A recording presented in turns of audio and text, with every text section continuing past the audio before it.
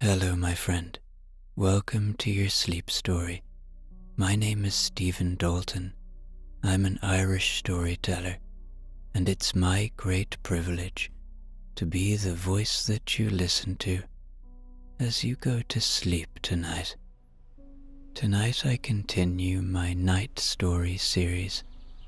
Each story is a standalone story where I narrate in a more audiobook style. And you might say that this is the first in a series within a series, because this is the first of my Sunset in the City series as well. Tonight we visit New York, and we meet the lives of 5 people living within that great city. We will see how some of their lives intertwine, and we will see snapshots, almost like a film, as the sun sets over the city. And as we're talking about cities, where are you in the world? In a city or in the country? Let me know in the comments. Okay, let's do the relaxation session now, which will take a few minutes before tonight's sleep story. I'm going to count down from 10 to 1, and as I do, allow yourself to let go more and more. 10. Feel the support of the bed beneath you, or the floor, or whatever surface you lie upon tonight. And beneath all of that, feel the support of the earth, our home.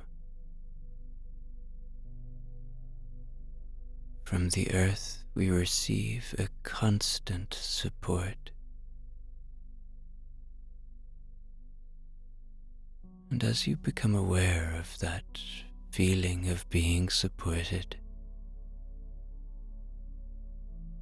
see if you can let go a little more now.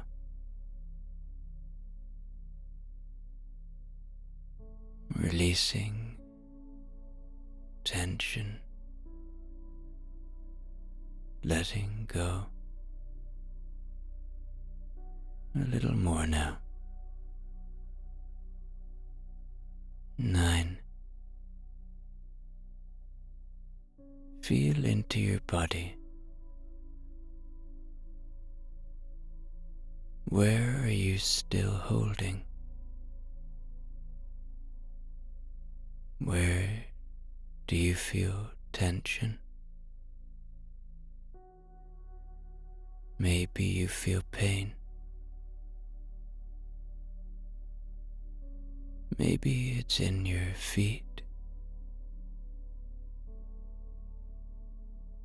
in your lower legs,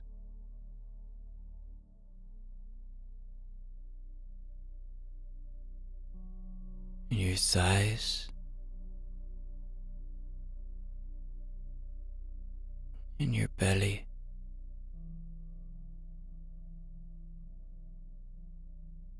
in your chest.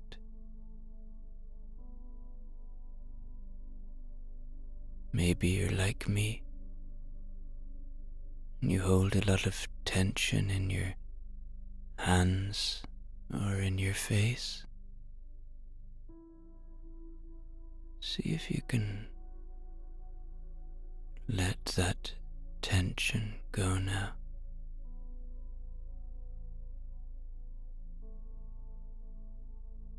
Just by becoming aware of it, we can ease the tension. 8. You are safe. Allow my voice to be an anchor of safety tonight, to be a friend. Know that my voice will only ever take you to safe places, and allow that fact, that feeling of trust, to enable you to let go a little more now. 7.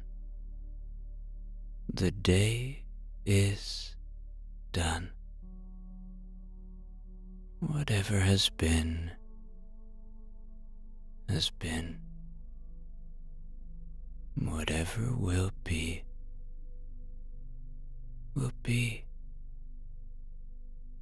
Whatever thoughts you might be having, know them for what they are, just thoughts. Don't judge them, positively or negatively. Know that they are not you. They are a symptom of being a human. And as they arrive, see them, but there's no need to follow them. Watch them go, floating away like leaves on a moonlit river,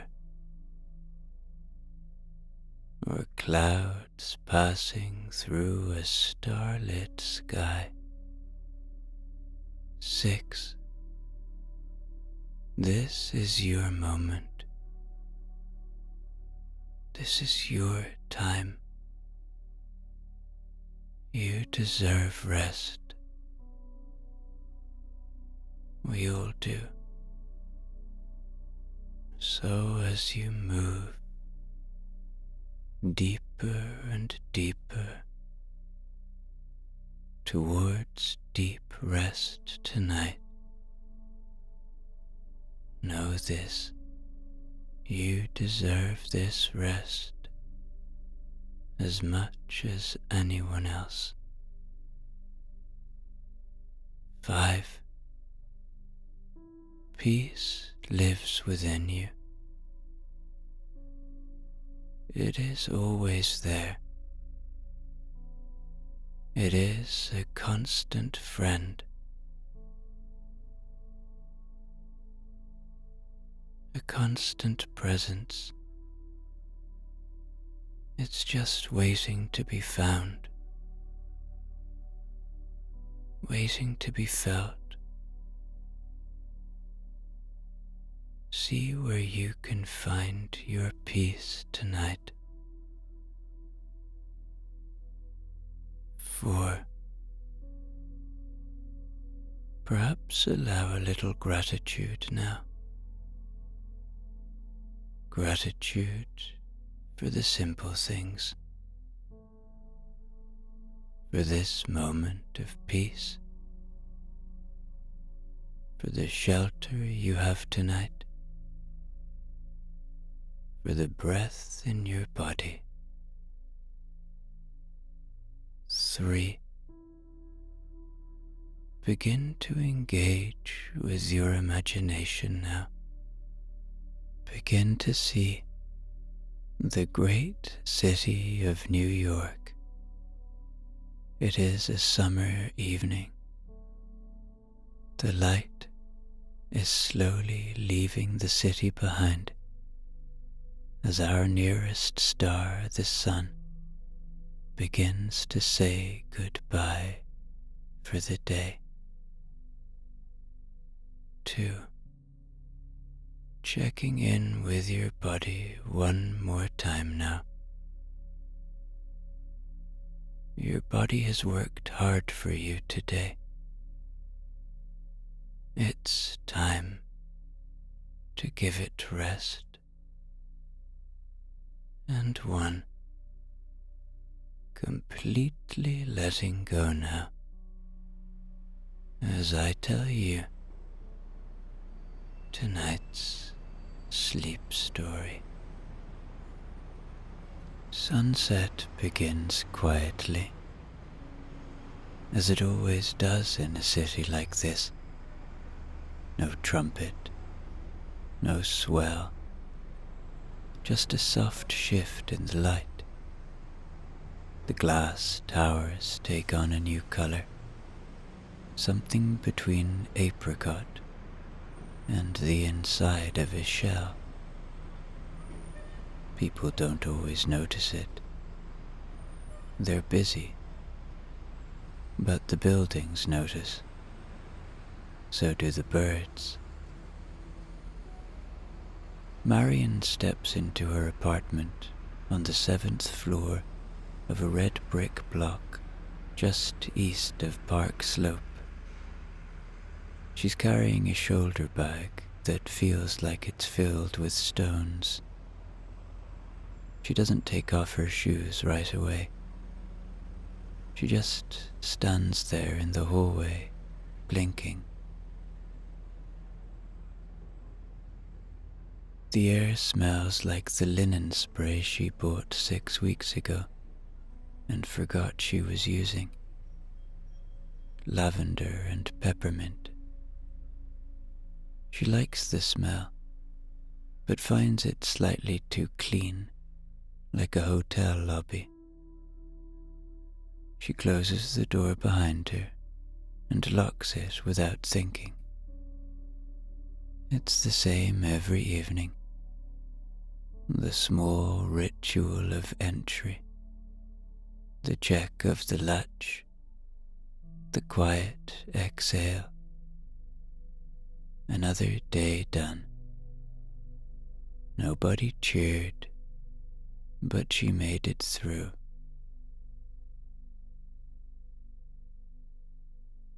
She walks into the kitchen, pours a glass of cold water, and drinks it standing up.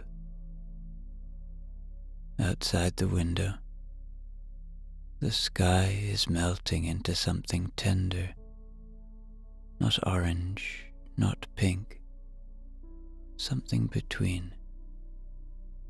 She tries to think of a name for it, but doesn't get very far. She isn't tired exactly, but there's a kind of silence inside her now, like when a shop closes for the day and the lights go dim. Later, she will microwave a bowl of leftover soup.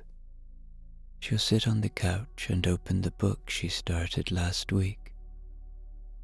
But for now, she stands there, holding the glass, watching the city as it changes its clothes for the night.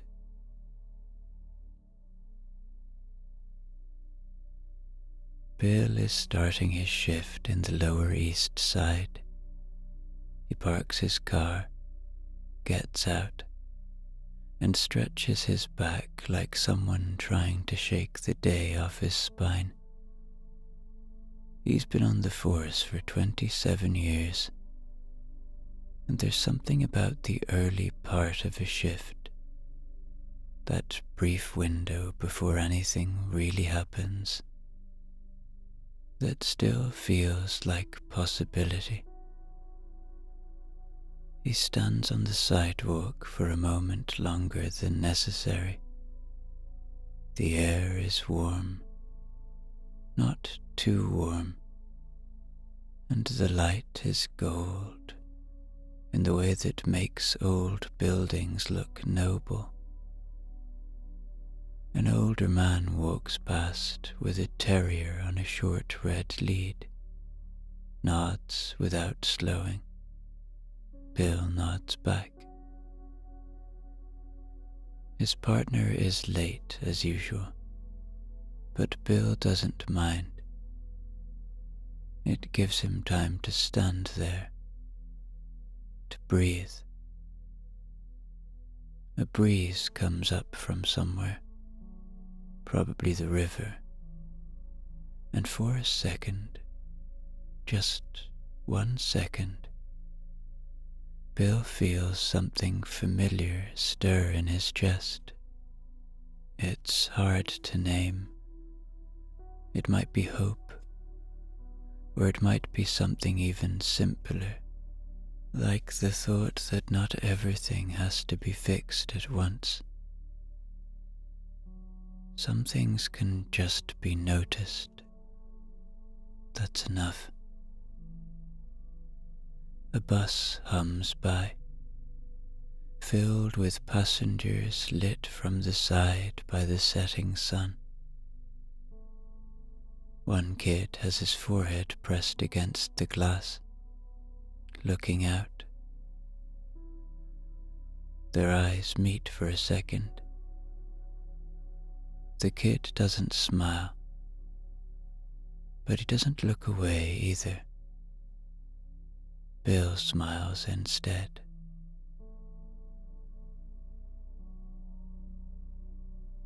Jaya turns the little brass sign on the door to closed. It sticks halfway, as it always does, and she nudges it into place with her knuckle. Outside, the light is slipping down the block like honey, thick, golden, slower than it has any right to be in a city like this. The shop smells of paper and warm wood. The fan ticks as it turns. Somewhere behind the counter, an old radio plays jazz at a volume so low it could almost be imagined. She moves through the aisles, straightening books that don't really need straightening. It's part of her rhythm, a gentle way of saying good night to things. There's a copy of A Tree Grows in Brooklyn lying open on the armchair by the back wall. Someone must have left it there, forgotten in the soft quiet of the afternoon. She picks it up, flips through a few pages and smiles. The girl in the story never gives up. Not really. She just keeps going. Finds beauty in tin cans and sidewalks and second chances. Outside, a man walks by pushing a stroller. A woman follows with 2 iced coffees and a look of mild amusement. Jaya watches them for a moment, then dims the light inside the shop until only the amber glow above the counter remains. She doesn't leave right away. She sits on the stool behind the register and lets herself be still. It's a good kind of quiet, like the space between notes in a song.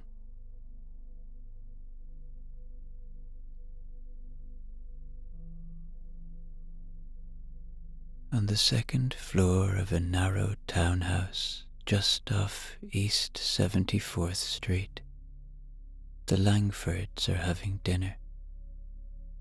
Not a grand affair, just leftover risotto, a salad someone remembered to dress, and a basket of rolls that nobody made but everyone's eating anyway.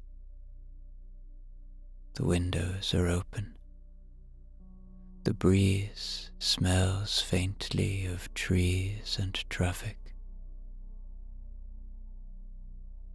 Martin, the father, pours a second glass of wine with the ease of someone who's used to good glassware.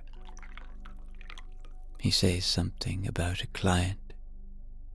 something dry and clever, and his wife, Celeste, laughs in that soft, practiced way of hers, the kind of laugh that says, "I know you." Their daughter, Sophie, is 13, and halfway between bored and curious. She's rolling a cherry tomato around her plate with the back of her fork. Every now and then she looks up, not to speak, but to see if anyone's watching her. No one is. The sun is setting just beyond the kitchen window, and the whole room is lit in warm amber and deep blue. It looks like a painting. Martin notices it and takes a photo, though he won't look at it again.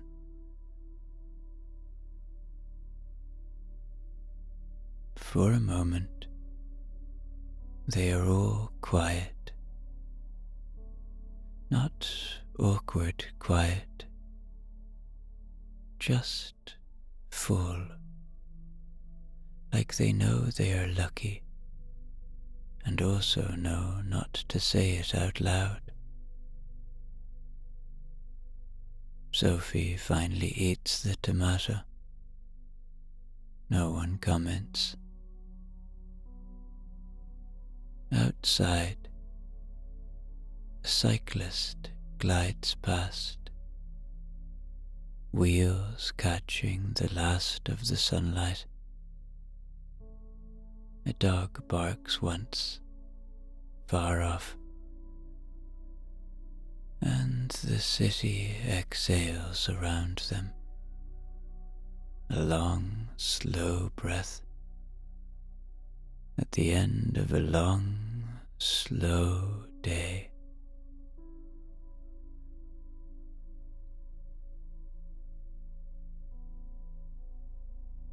On the ground floor of a red brick building in Hell's Kitchen, the shelter kitchen smells of lentils and black pepper. The air is warm from the ovens. The lights are soft and yellow, buzzing faintly, but nobody minds.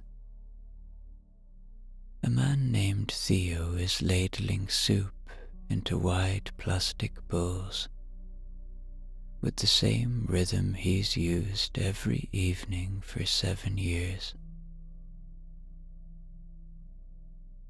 Theo wears a faded t-shirt and old jeans with a loop of keys clipped to the belt. His hair is tied back. He's not old, but he moves like someone who knows how to stay still when it matters.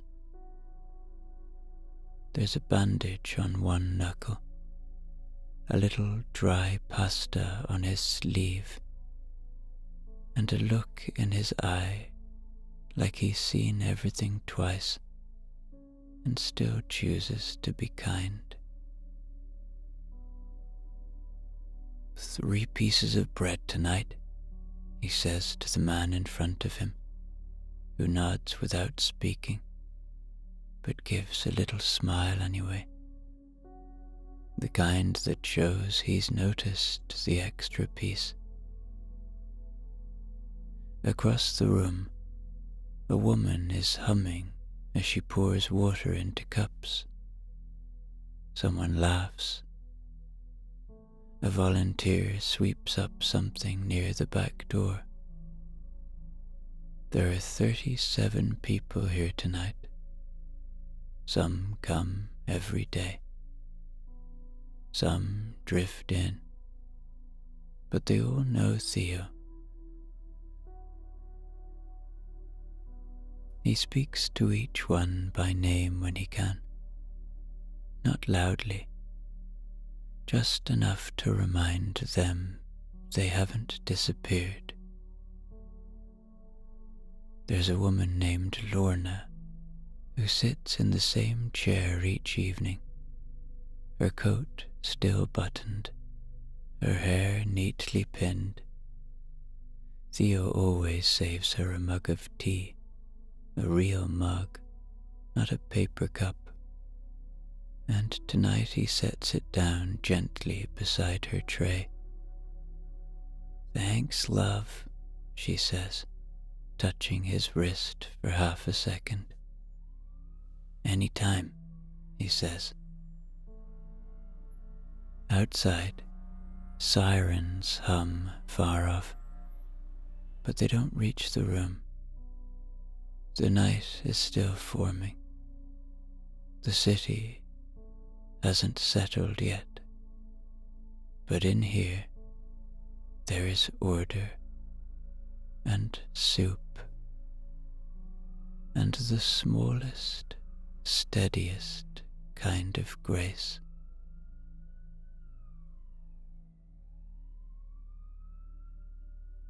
Back in Park Slope, Marion has changed into soft clothes, old cotton leggings and a t-shirt from a long ago road trip to Vermont.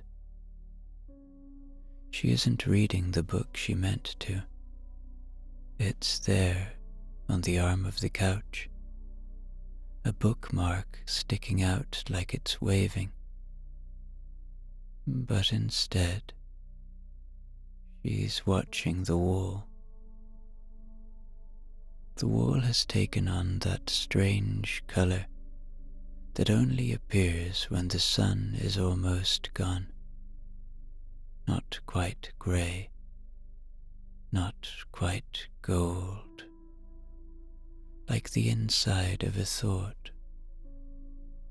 Shadows from the tree outside play across the ceiling.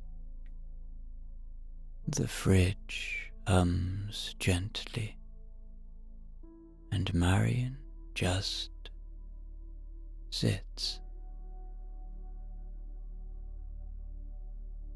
She's thinking about her mother, not in a heavy way, more like a memory rising from the bottom of the kettle. Her mother used to say that everything feels worse when you're hungry, tired, or late.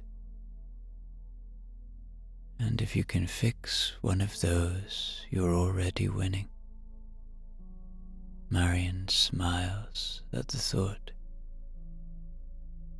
She's all three today, but somehow, sitting here, she doesn't mind.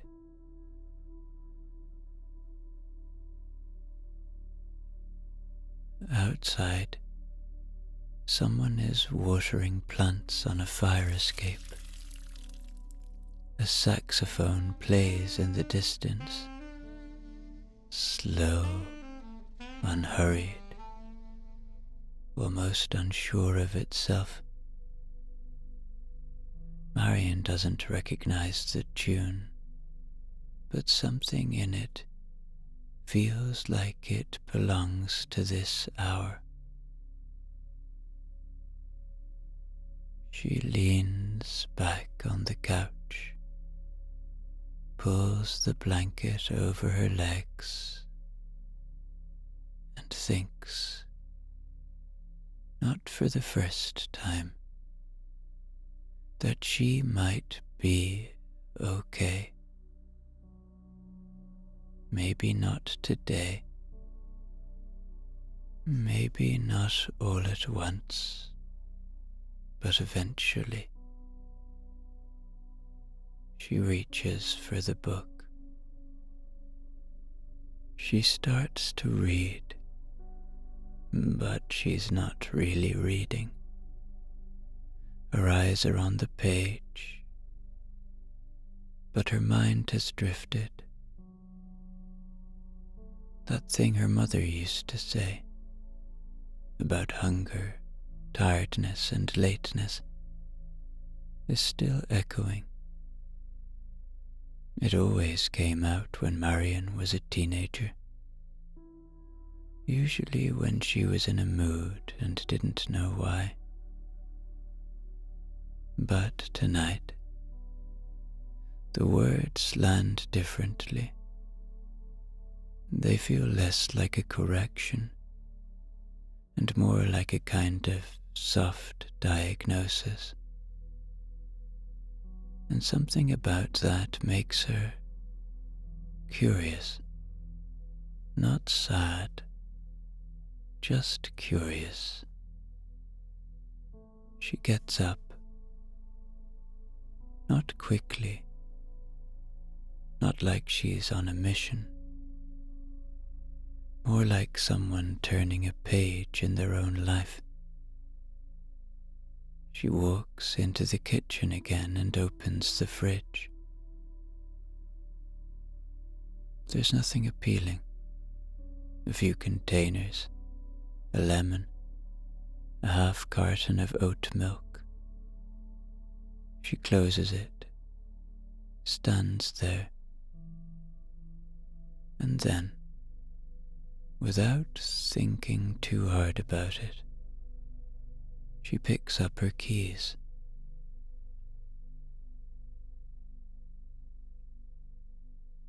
The air outside is cooler now, gentle against her arms. She hasn't gone for a walk at night in a long time, not since last October. She doesn't really have a destination, but she heads left, toward the little market that stays open late. Maybe she'll get something small, something good. A mango, maybe. Or that fancy yogurt she always talks herself out of. The pavement is cracked in places. A woman in a red coat walks past with a baguette under her arm. A cat watches from a window like it's guarding a secret. The sky above is indigo now, the color just before real dark. Marion doesn't check her phone. She walks. That's it. But it's the first time in weeks she's chosen to do something for no reason at all. And it feels good in that quiet way, like finding a sweater you thought you'd lost.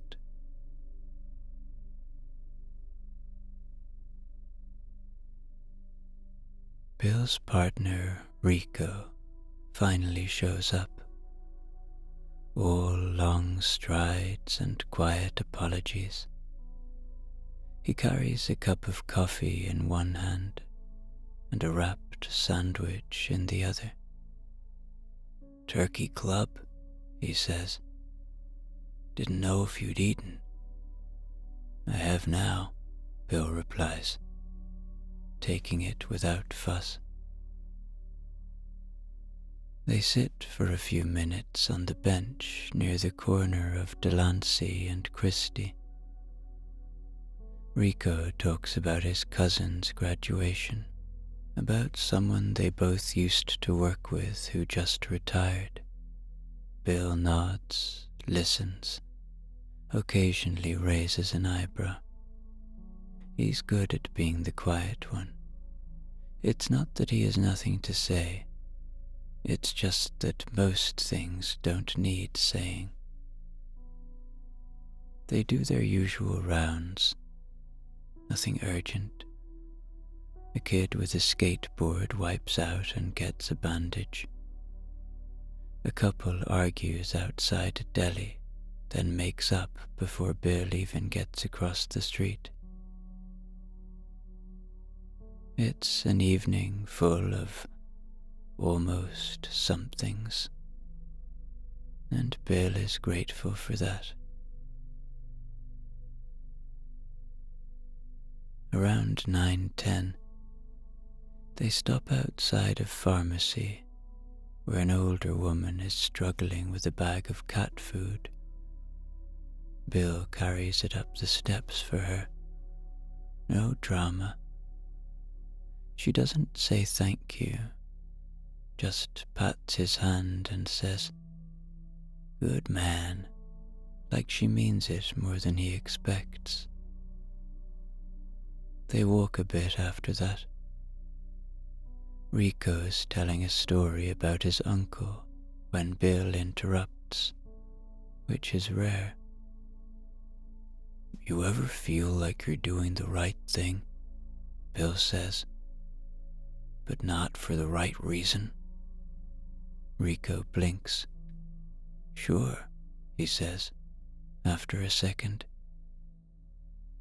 "But sometimes showing up is the only part that really matters." Bill nods, doesn't say anything more. But later, when they're back in the car and the city is quieter, he opens his wallet and pulls out the folded paper he keeps behind his ID. It's a photo, a faded one, of a young man in uniform, arms around two boys who look like they belong to someone else. He looks at it for a while, then folds it again and puts it back.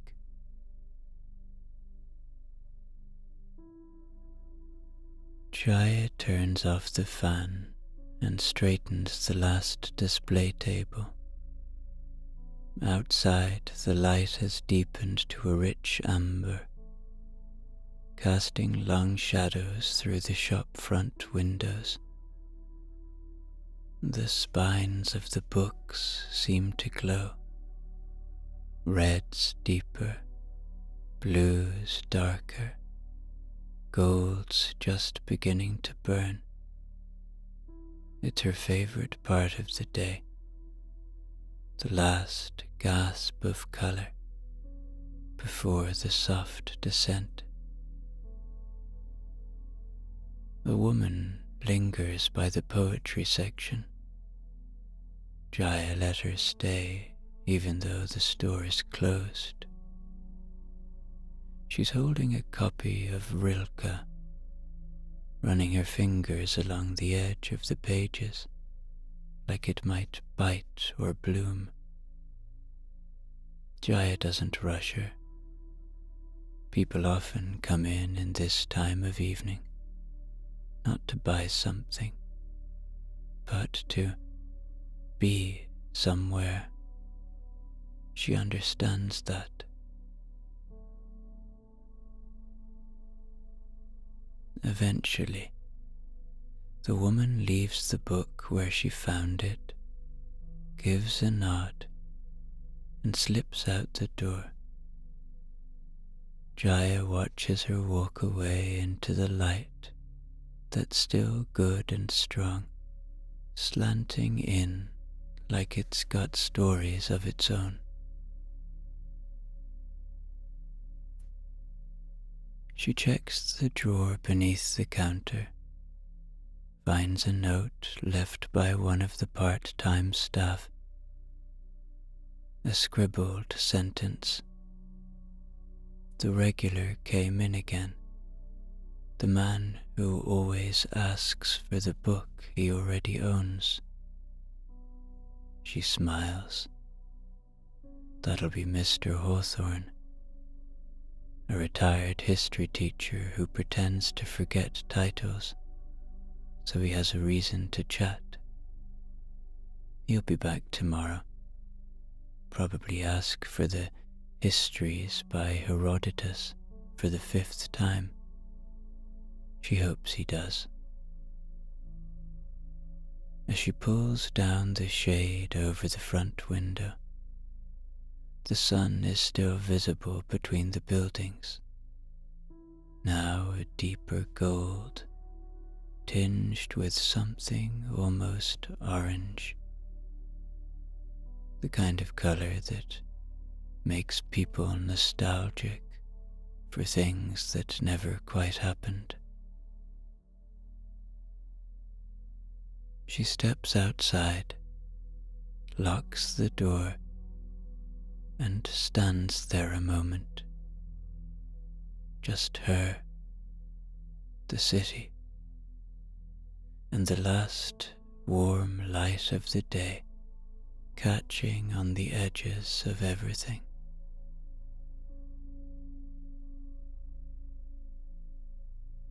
In the Langford home, the kitchen is quieter now. The plates have been cleared, the salad bowl empty except for a lone crouton that no one claims. The sunlight is still coming through the west-facing windows. Lower now, warmer, settling into that deep honey gold that makes polished things glow and tired things look beautiful. Martin checks his email on his phone, eyes scanning the screen with practiced detachment. Celeste rinses the dishes without complaint. Sophie is still at the table, pretending to draw in the condensation on her water glass, but really just listening. There's been a silence hanging over the room for the past 20 minutes. Not a tense one. Not exactly. Just a silence with weight to it. Earlier today, Sophie got a message on her phone. A group chat gone sour. A joke that wasn't funny, followed by the long echo of being left out. She hasn't said anything, but she hasn't said much at all. Celeste dries her hands and looks over. "Want to take a walk around the block with me?" she asks. The question surprises everyone, including herself. Martin looks up. "Now?" Celeste shrugs. "It's still light out." Sophie hesitates, then nods. They don't speak as they walk down the brownstone steps. The air smells like cut grass and warm pavement. The sun, now hovering just above the apartment rooftops, casts a long light across the trees in the park. The shadows are elegant, stretched out like they've been waiting for someone to notice them. As they walk, Celeste doesn't ask any questions. She doesn't push. They pass a florist closing up for the night, and a small dog barking inside a cafe. Sophie points at something in a window, a cat curled on a stack of books, and Celeste smiles. It's nothing, but it's something. When they return, the sun is just touching the horizon. Sophie goes upstairs to finish her homework. Celeste pours herself a cup of tea and watches the light shift across the kitchen wall. Martin comes in, phone still in hand, but the room feels different now. Something small has opened. Theo wipes down the metal countertop with a damp cloth, moving in wide, steady circles. The soup pots have been cleaned, the trays stacked. The sun outside has dipped just enough to cast long rectangles of light across the tiled floor. The kind of light that makes everything feel slower, older, like it's being remembered even as it's happening. In the corner of the room, someone's humming. An older man named Wallace, who always hums gospel tunes while sorting cutlery. Nobody's asked him to stop. Nobody wants to. Theo glances out the narrow window above the sink. From here, you can just see the edge of Times Square, glowing faintly like a carnival that hasn't quite woken up yet. The lights haven't taken over the sky, but you can feel them preparing to. That's when she walks in. A girl, not more than 17, wearing a navy hoodie and black jeans with frayed knees. She's been here before, quiet, eyes on the floor, hair pulled back too tight, like she's holding something in. Tonight, she walks a little straighter. She meets Theo's eyes. "I can help, if you want," she says. It's not much, just that. But Theo looks at her, really looks, and nods. He hands her a clean towel. "Dry," he says. "Easy job, nothing fancy." They work side by side for a while, not speaking. The room is warm, sounds of the city muffled between the rhythm of water and the scrape of plates. "You used to work in a restaurant," she says after a long time. It's not a question. Theo pauses, a plate in one hand. "Yeah, years ago. Why?" She shrugs. "You move like you remember." He smiles at that. It's a quiet smile, one that stays in the corners of his mouth. As they work, the last of the sunlight glows red along the far wall, then begins to fade. Outside, the city is preparing for night, but inside, in this room full of steam and motion and quiet music, something is starting instead, not ending.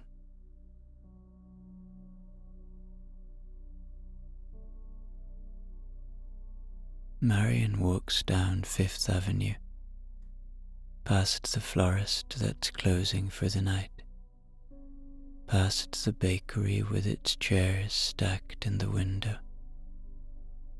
The sky above Prospect Park is pale fire, gold sliding into coral, coral slipping into something soft and strange. The streetlights haven't quite switched on yet. For a few rare minutes, the city is lit by nothing but what's left of the day. In the paper bag at her side is a mango, a small bar of chocolate, and a cold bottle of sparkling water. She doesn't need any of it. That's why she bought it. It felt like permission. She passes a stoop where two boys are arguing about baseball, and a man in a wide hat is watering geraniums from a plastic jug. Everything feels slightly suspended, like the world is being held in a soft palm just for now. At the corner near Grand Army Plaza, she stops. There's an elderly man sitting on the bench with a chessboard folded under one arm. She's seen him before, a few times, but never spoken to him. Tonight, for no particular reason, she nods. "Beautiful evening," he says, without looking up. "It is," she says, and she means it. They sit there a moment, not together, but not apart either, while the sun slowly disappears behind the low outline of buildings across the park. The last light brushes her cheek. It feels like something letting go. When she stands to leave, she doesn't feel heavy. Not exactly light either, but balanced. She turns toward home.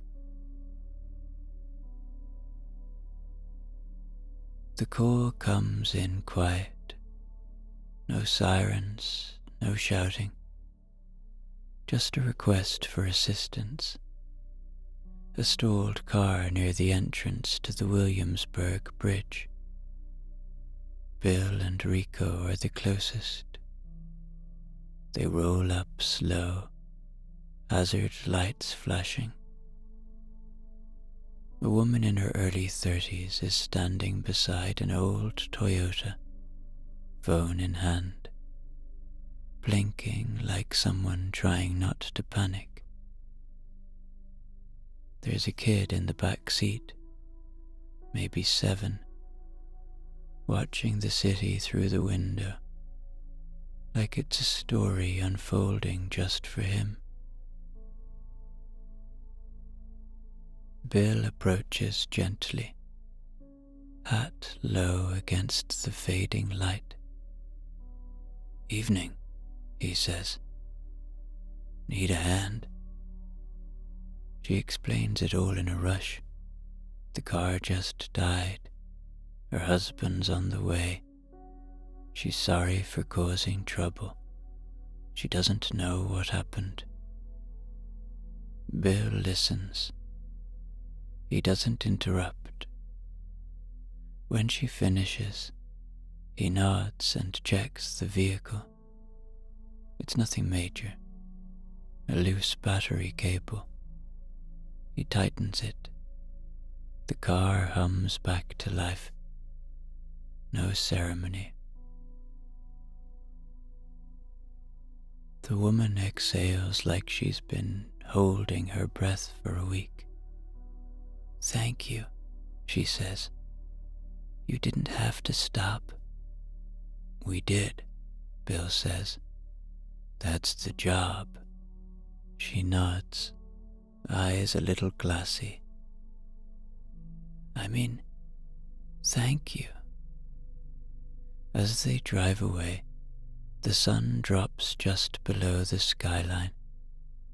The last sliver of orange clings for a breath, then is gone. A softness settles in its place. Twilight grey, quiet blue. A city changing clothes. Rico says something about dinner, but Bill isn't listening. Instead, He's thinking about the boy in the back seat, the way he'd looked at him, not with fear, not with awe, just with attention, the kind of look you don't forget. Bill rests his hand on the wheel.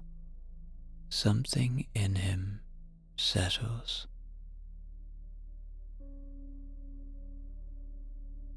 The streets feel wide tonight, even though they're not. Jaya walks past Washington Square Park, where the fountain sprays gently into the warm air, and a couple dances slowly to the sound of a saxophone echoing under the arch. She doesn't stop, but she lets it pass through her. The music, the slowness, the light.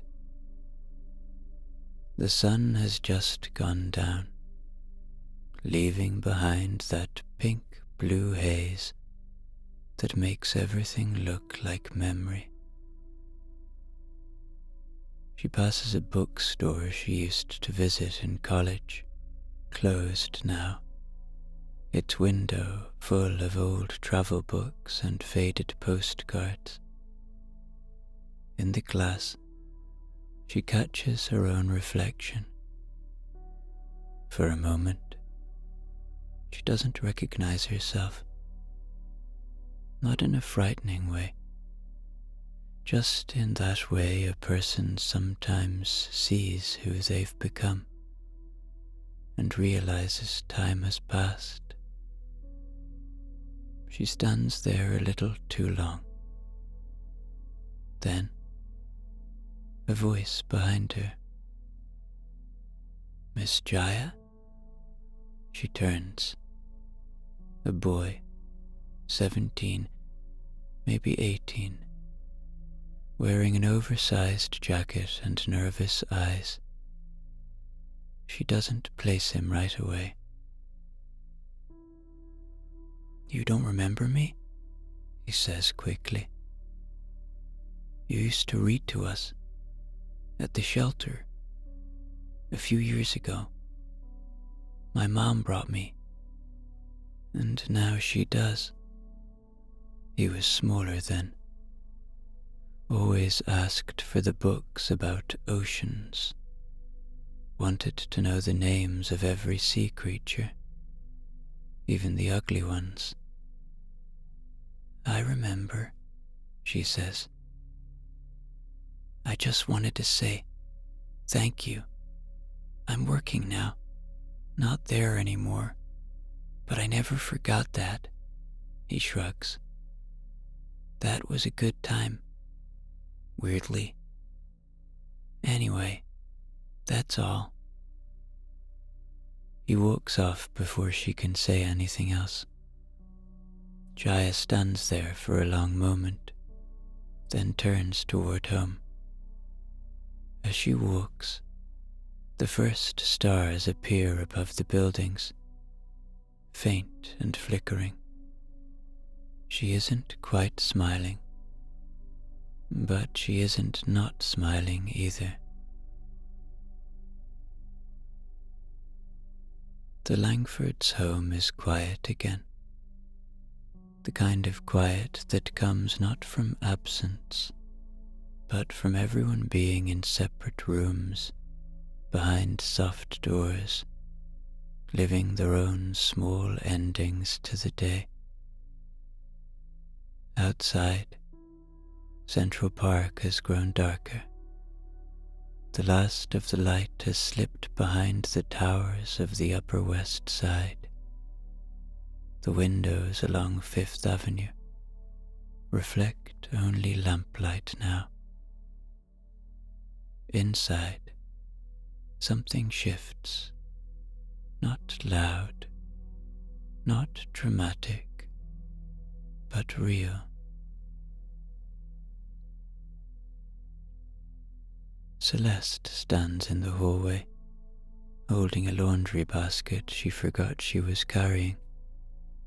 The upstairs is dim, save for the warm glow spilling under Sophie's bedroom door. From somewhere deeper in the house, the dishwasher hums. The Met, just blocks away, is still lit behind its columns, but the city outside has quieted into its evening self. She sets the basket down and walks into the spare room, the one that used to be Martin's office before he moved his desk downstairs. There's a shelf in here, mostly dust now, with some old books, a few candles, and a stack of printouts she hasn't touched in months. Celeste pulls open the bottom drawer. Inside, a folded t-shirt, a plain canvas bag, and a name tag that reads only Celeste. No last name, just that. She runs her fingers along the edge of the bag. It's Thursday. She volunteers on Thursdays, but she didn't go tonight. Something about the weight of the week, about keeping the house settled, about Sophie. She told herself she was tired, but now, standing here, it doesn't feel like tiredness. It feels like something else, something like hesitation. She picks up the bag and slings it over her shoulder. Downstairs, Martin is reading on the couch, his glasses slipping halfway down his nose. He looks up. Going out? Just a bit of air, she says. Won't be long. He nods, doesn't ask more. Outside, the air is cooler. The lights of the Upper East Side glitter like quiet promises in the trees. She walks down 74th toward Lexington. Not fast, but not slowly either. Somewhere in Hell's Kitchen, a man is cleaning soup pots, and Celeste is on her way.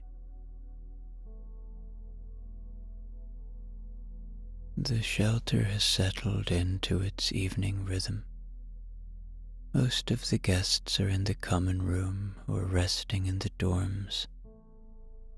The kitchen smells faintly of dish soap and warm rice. Theo stands by the back door with a cup of tea, looking out toward 9th Avenue, where the traffic rolls on like slow-moving waves.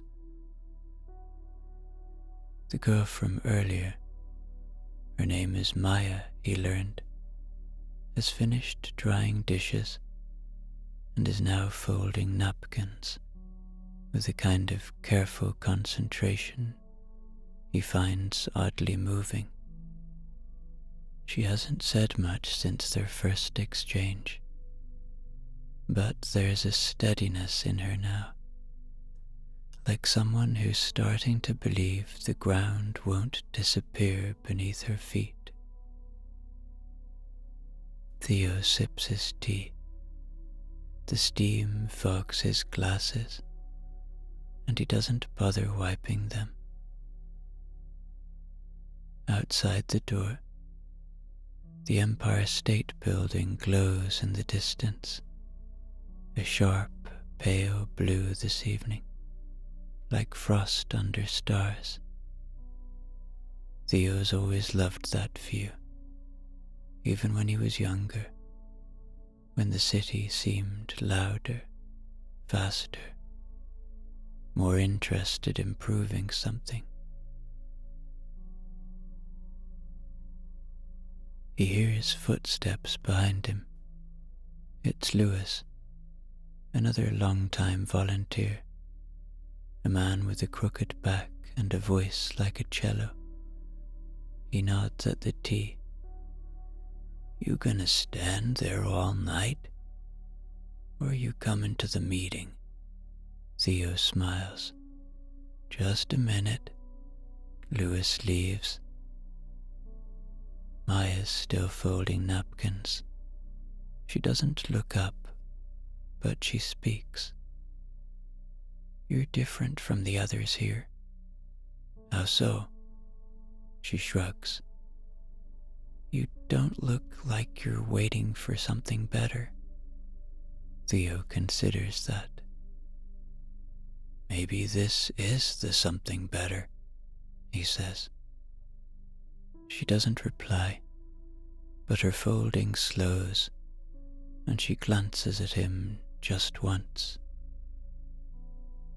From somewhere out front, a bus sighs to a stop, and the automatic doors hiss open. Inside the shelter, all is calm, still, the kind of stillness that feels earned.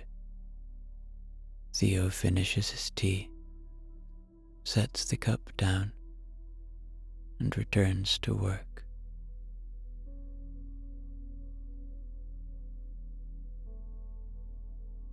Back in her apartment, Marion peels the sticker off the mango.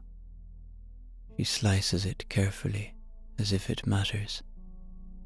The fruit is perfectly ripe, soft, golden, fragrant. She eats a piece standing at the counter.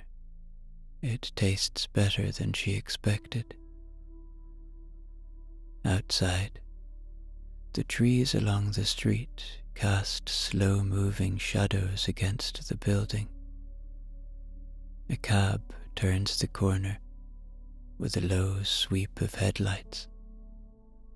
The night has taken hold now, properly dark, properly quiet.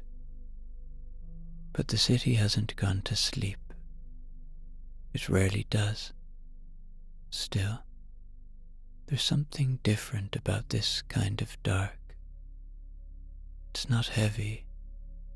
It's calm. She leaves the rest of the mango in a bowl on the table, puts the chocolate in the fridge, unsure why. And then she sits.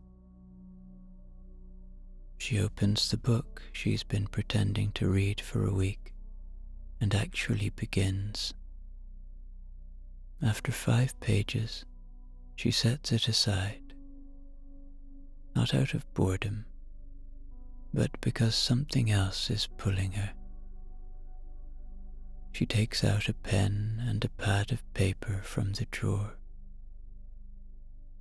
It's not dramatic, just a letter, a short one, a few lines.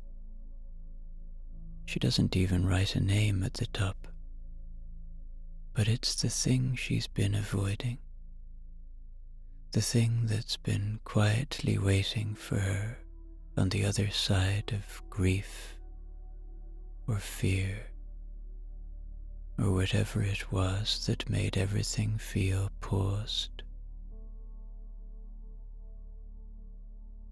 She finishes, folds it, leaves it on the table.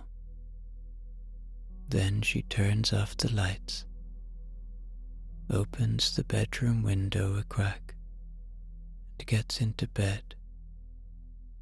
No noise, no fanfare, just the soft breath of night and the sound of a neighbor laughing somewhere below.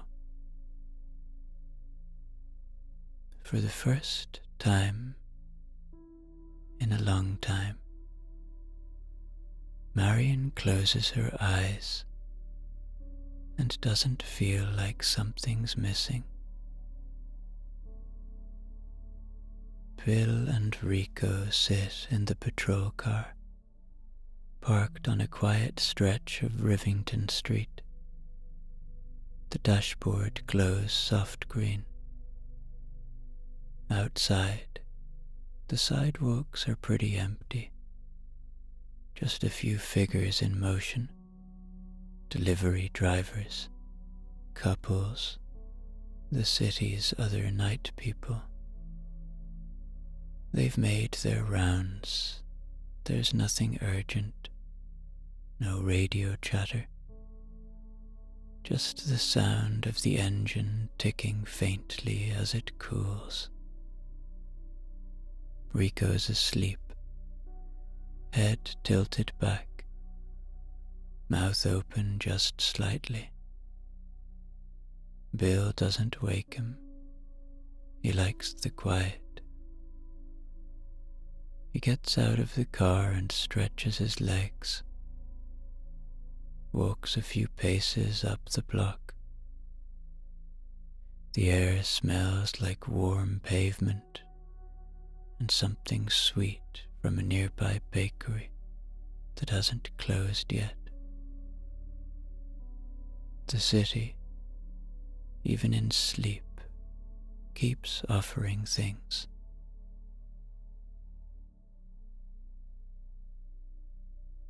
He passes a window and catches his reflection, older now, lined, solid,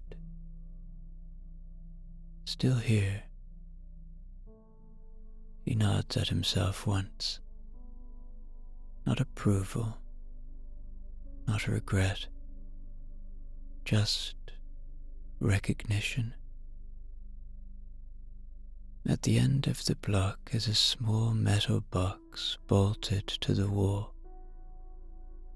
Inside are books, a free library. He opens it out of habit. On the top shelf, a children's storybook, faded cover, taped spine.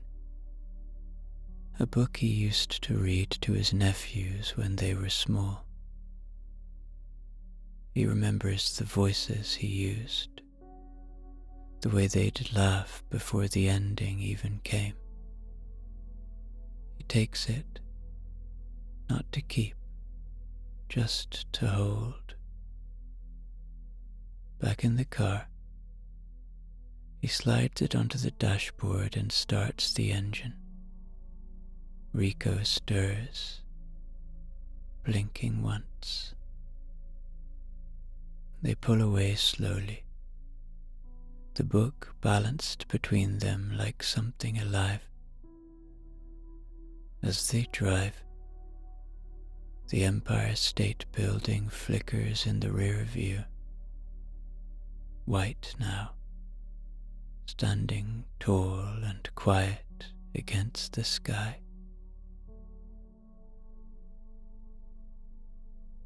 Jaya turns onto her block just after 10. It's quiet here, but not empty. A man sits on his stoop listening to the radio. A cat winds its way across the sidewalk like it owns the lease. Up above, in a 5th floor window, someone is playing the piano.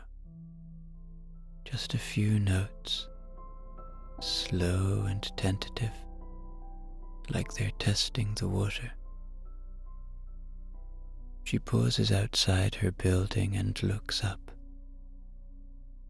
The sky is clear enough for stars tonight, though the city does its best to drown them. She finds 3. That's enough. The encounter earlier, the boy from the shelter, keeps floating to the front of her mind, not in a loud way, just like a soft bell that keeps ringing long after it's been struck. She used to go to the shelter every Tuesday, just for an hour, story time, a box of books, a thermos of tea. It started after her father died, when her days felt like sand slipping through a cracked jar. Something about the shelter had made her feel connected, not needed exactly, but placed. Then life had crowded in again. New responsibilities, deadlines, the quiet creep of fatigue that convinces you to rest just one more week, one more month. Jaya climbs the stairs slowly. She unlocks her door. She sets her bag down. And then, without overthinking it, she pulls a notebook from the shelf, the same one she used to use for story lists at the shelter. She flips to a clean page, writes the date, 11th of June, 2025, and underneath it, return next week. Start again. She sets the notebook on the table beside her keys. In the kitchen, the kettle begins to boil. Outside, the piano has stopped, but the city hums on, not urgently, but faithfully. The kind of sound that tells you you're not alone.